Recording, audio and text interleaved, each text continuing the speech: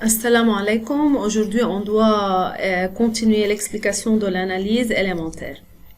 Alors, comme objectif, on doit utiliser les résultats de l'analyse quantitative, donc composée pour déterminer le pourcentage massif de ces éléments, distinguer la formule empirique et la formule moléculaire et trouver la formule empirique et la formule moléculaire d'un composé organique.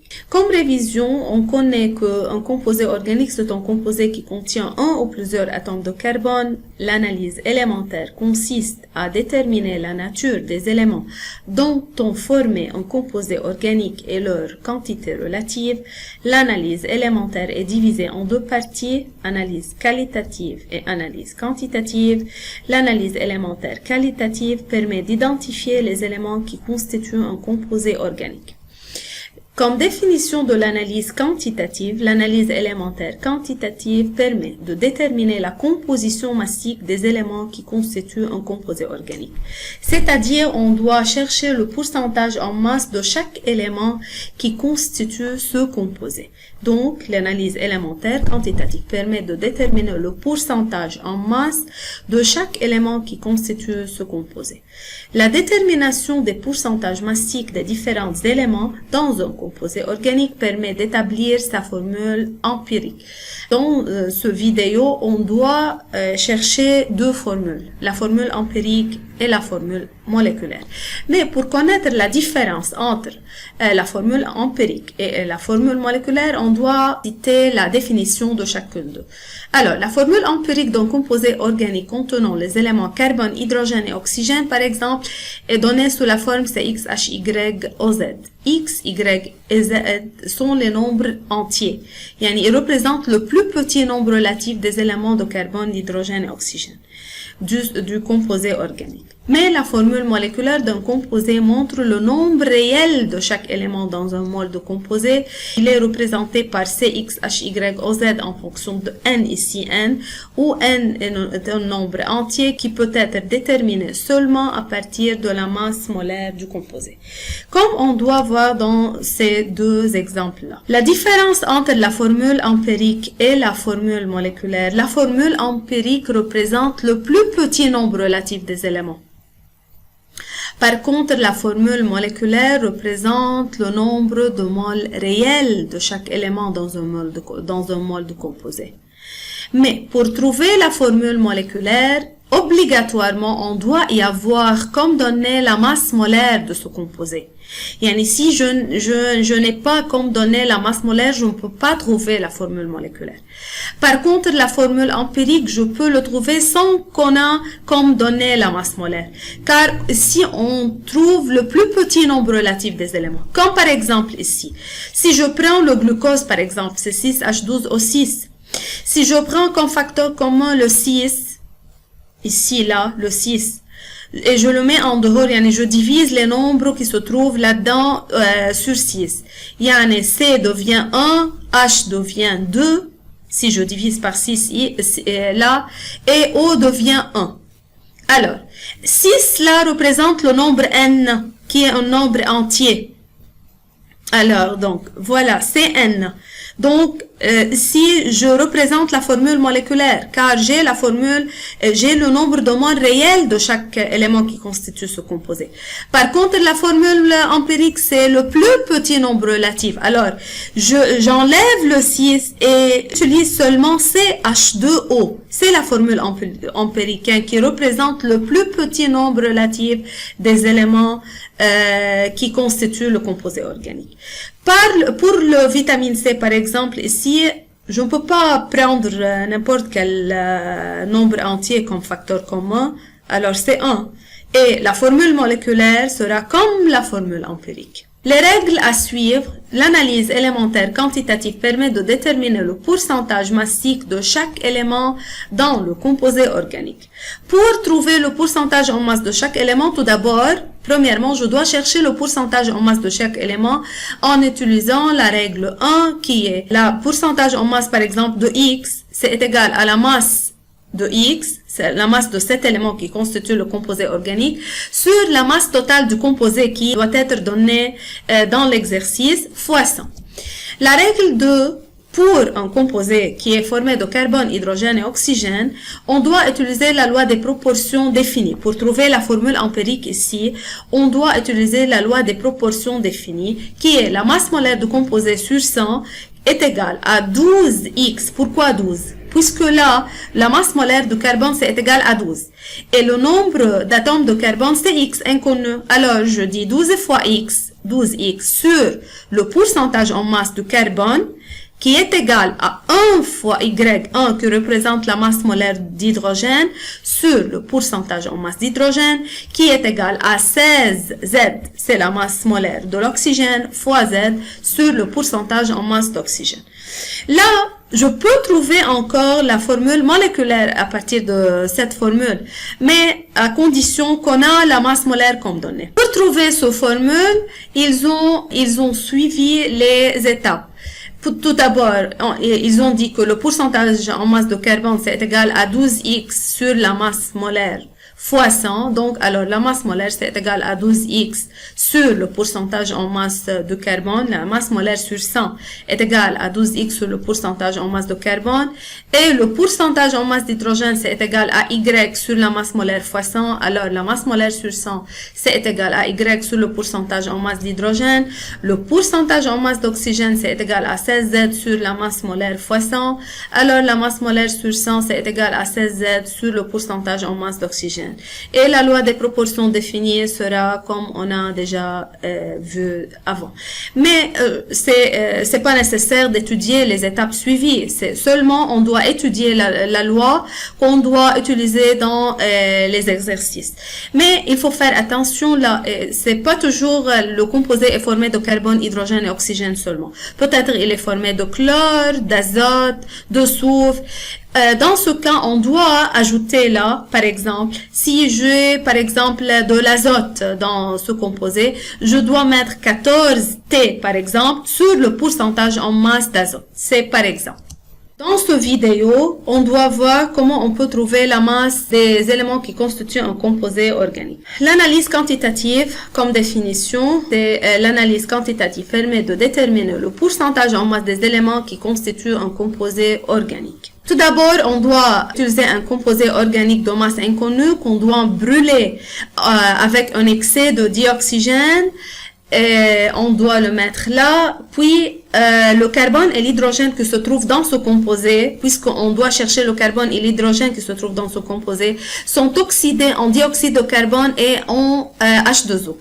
La masse de l'eau produit est déterminée dans le mélange qui se trouve dans le tube en U qui contient de chlorure de calcium anhydre qui absorbe le H2O et le dioxyde de carbone est absorbé dans le tube en U, le deuxième tube en U qui contient la solution de l'hydroxyde de potassium et qui est relié en série avec le tube précédent. L'augmentation de masse de chlorure de calcium et d'hydroxyde de potassium donne la masse de l'eau et de dioxyde de carbone et dont on peut trouver à partir de ces masses le pourcentage en masse de carbone et d'hydrogène et on peut les calculer. Alors, dans cette méthode, je peux trouver seulement le pourcentage en masse de carbone et d'hydrogène qui se trouve dans ce composé. Ok, comme note, dans ce vidéo, on utilise le CaCl2 anhydre au lieu de H2SO4, mais je peux mettre dans le tube qui absorbe le H2O, je peux mettre au lieu de CaCl2 anhydre, je peux mettre le H2SO4, c'est la même chose. Les deux absorbent de l'eau. Hydrocarbures, formule inconnue, de l'action de la chaleur, en présence de dioxygène. La combustion complète va me donner CO2, H2O, alors les produits obtenus doivent passer dans les tubes successivement. Donc, on met dans le premier tube le KOH qui absorbe le CO2 et dans le deuxième tube le H2SO4 qui absorbe le H2O. Et on mesure la masse de chaque tube avant l'expérience et après l'expérience. La variation de la masse de tube qui contient le KOH donne la masse de CO2 et la variation de la masse du tube qui contient le H2SO4 est égale à la masse de H2O. Pour faire une application, on doit prendre l'exercice suivant. La combustion de 5 mg d'un composé organique contenant CH et O produit 12 mg de CO2 et 6 mg de H2O. Trouvez la formule empirique du composé organique. comme donné. Ils ont me donné la masse du composé organique, la masse totale du composé organique, la masse de CO2 et la masse de H2O. Et ils ont me dit que ce composé organique est formé de carbone, hydrogène et oxygène. Alors, on a 3 éléments dans ce composé organique. Pour trouver la formule empirique, tout d'abord, on doit chercher le pourcentage en masse de chaque élément. On doit trouver le pourcentage en masse de carbone, d'hydrogène et d'oxygène. Tout d'abord, on doit calculer le pourcentage en masse du carbone. Pour calculer le pourcentage en masse du carbone, on doit prendre l'équation suivante. C plus O2 me donne CO2. Alors, j'ai la masse de CO2. Donc, je peux trouver la masse de C. Puisque j'ai la masse de CO2, je peux trouver la masse de C selon le rapport stoichiométrique. Donc, selon le rapport stoichiométrique, le nombre de moles de carbone sur 1 est égal au nombre de moles de CO2 sur 1. Donc, la masse sur la masse molaire du carbone est égale à la masse de CO2 sur la masse molaire du CO2. Donc, la masse de carbone sur la masse molaire du carbone qui est égale à 12 est égale à la masse de CO2 déjà donnée dans l'exercice qui est égale à 12 sur la masse molaire du CO2 qui est égale à 44. On obtient la masse de carbone qui est égale à 3,27 mg. Et ici, on peut laisser l'unité comme il est, milligramme. Alors, le pourcentage en masse de carbone est égal à la masse de carbone sur la masse totale fois 100. La masse de carbone qui est déjà calculée, la masse totale déjà donnée dans l'exercice qui est égale à 5 mg, milligramme et milligramme, c'est simplifié, fois 100 qui est égal à 65,4%. Alors, tout d'abord, on a trouvé le pourcentage en masse de carbone. Puisque le composé organique est formé de carbone, hydrogène, oxygène, on doit trouver maintenant le pourcentage en masse d'hydrogène. Pour trouver le pourcentage en masse d'hydrogène, on doit prendre l'équation suivante, H2 plus N2O2 me donne H2O. Alors, comme selon le rapport stoichiométrique, le nombre de moles de H2 sur 1 est égal au nombre de moles de H2O sur 1, puisque j'ai comme donné la masse de H2O. Alors, donc la masse de H2 sur la masse molaire de H2 est égale à la masse de H2O sur la masse molaire de H2O. Donc la masse de H2 sur 2, la masse molaire de H2, est égale à la masse de H2O qui est égale à 6 dans l'exercice sur la masse molaire de H2O qui est égale à 18. On obtient la masse de H2 qui est égale à 0,66 mg. Le pourcentage en masse d'hydrogène, c'est égal à la masse d'hydrogène sur la masse totale du composé organique fois 100.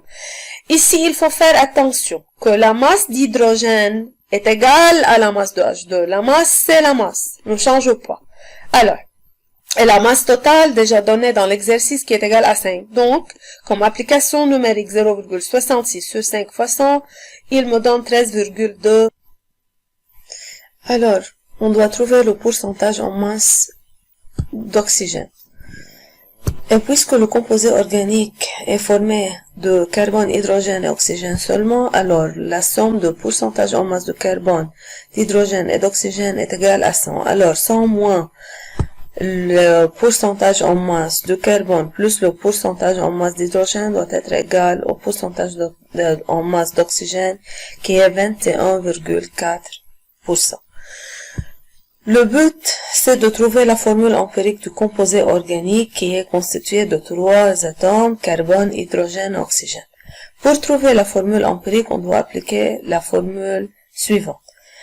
La masse molaire du composé organique tout entier sur 100 est égale à 12x sur le pourcentage en masse de carbone est égal à y sur le pourcentage en masse d'hydrogène est égal à 16z sur le pourcentage en masse d'oxygène. Alors, pour obtenir la formule empirique, on doit tout d'abord trouver x en fonction de z et y en fonction de z. On doit trouver une formule qui contient un seul inconnu. Alors, tout d'abord, on prend x en fonction de z. Yani 12x sur le pourcentage en masse de carbone est égal à 16z sur le pourcentage en masse d'oxygène. X en fonction de z. et on met la valeur de pourcentage en masse de carbone et d'oxygène par ces valeurs, on obtient X est égal à 4Z. Puis on prend Y en fonction de Z.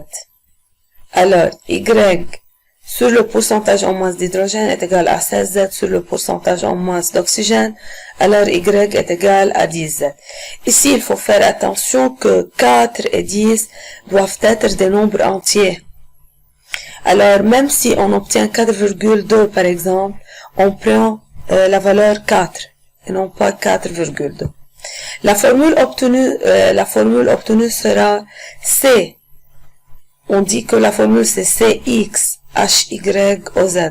Alors, on remplace X par 4Z, Y par 10Z et O, c'est Z. Et puisqu'on a dit comme définition que la formule empirique représente le plus petit nombre relatif des atomes des éléments carbone, hydrogène, oxygène, alors on doit prendre Z égale à 1. Comme Z égale à 1, la formule empirique sera C4H10O. Alors, pour trouver la formule moléculaire du composé précédent, donc on trouve la formule empirique qui est C4H10O. Pour trouver la formule moléculaire, il faut qu'on a y avoir comme donnée la masse molaire. Et c'est obligatoire, comme je dis précédent, qu'il faut qu'on a la masse molaire comme donnée. Alors, la masse molaire du composé est égale à 74 grammes par mol.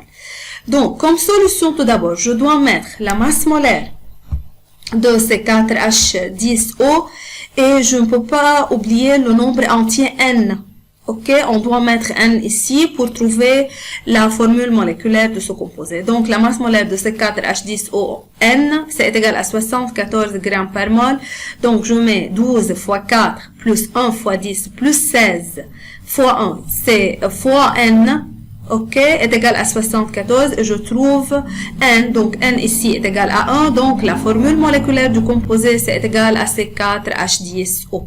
Dans l'application 2, on doit prendre la même donnée de l'exercice précédent et on doit ajouter seulement la masse molaire pour trouver la formule moléculaire. Alors, on a comme donnée ici la masse molaire pour chercher la formule moléculaire du composé.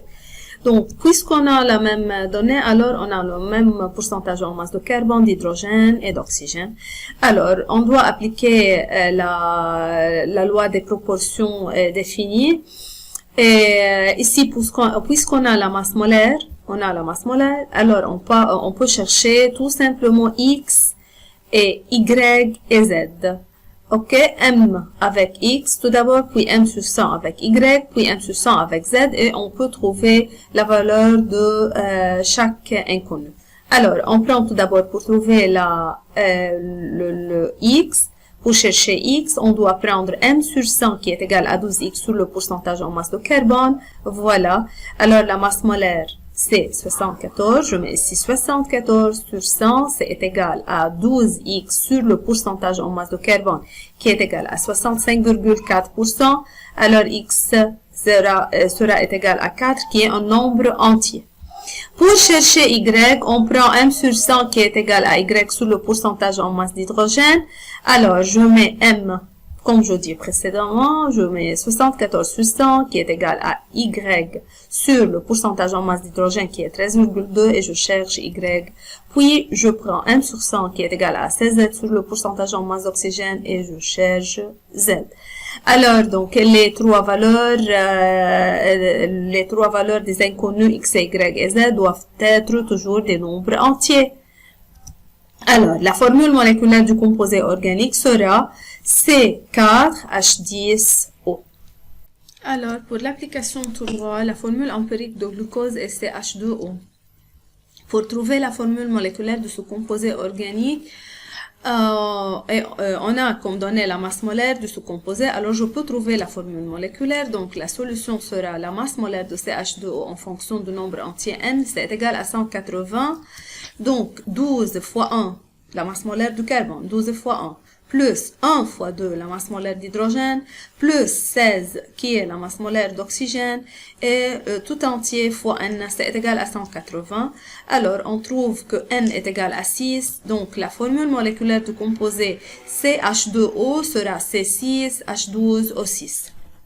Comme résumé, C plus O2 donne CO2 pour trouver le pourcentage en masse de carbone. On applique cette équation. H2 plus N demi O2 donne H2O pour trouver le pourcentage en masse de carbone. Pour trouver le pourcentage en masse d'oxygène, on applique 100 moins la somme de pourcentage en masse de carbone et d'hydrogène. Et la loi des proportions définie, c'est la masse molaire du composé sur 100, c'est égal à 12X sur le pourcentage en masse de carbone, qui est égal à Y sur le pourcentage en masse d'hydrogène, qui est égal à 16Z sur le pourcentage en masse d'oxygène. Et toujours, ces formules sont appliquées ces équations comme vous voulez, sont appliquées si le composé organique est formé de carbone, hydrogène et oxygène seulement. Merci beaucoup à votre attention. وإن شاء الله بشوفكم على سلامة وخير يا رب.